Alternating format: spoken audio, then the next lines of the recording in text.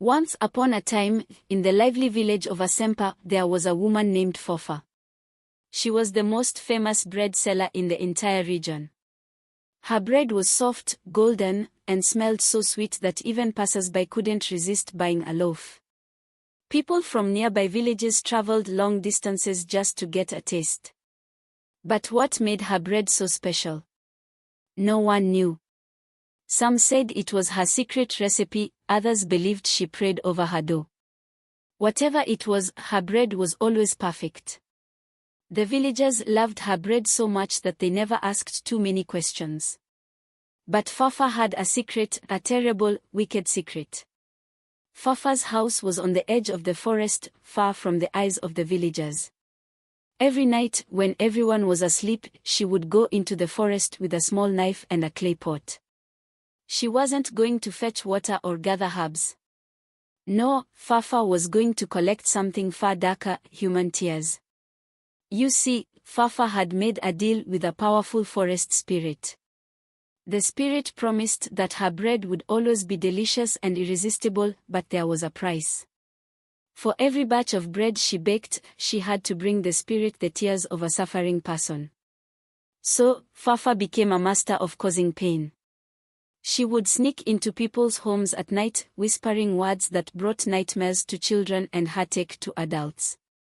She spread rumors that caused friends to fight and families to argue.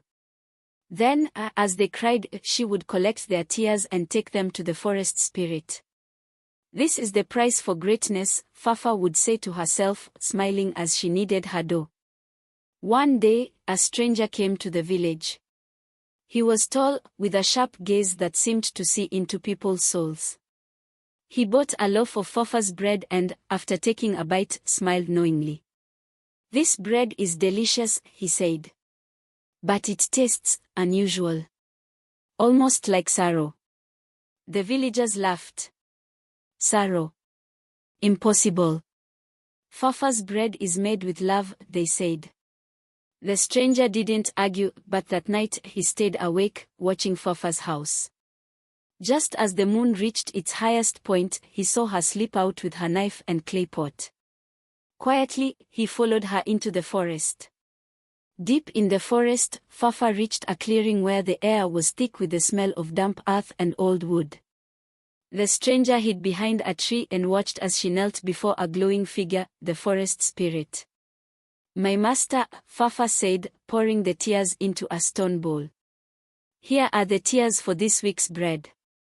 Keep my secret safe, and keep my bread the best in the land."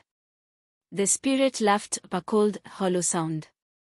"As long as you bring me tears, your bread will stay unmatched.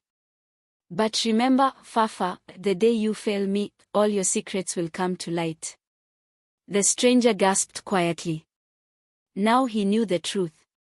The next morning, the stranger called the villagers together in the square.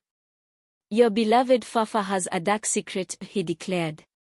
The villagers murmured, confused. "What secret?"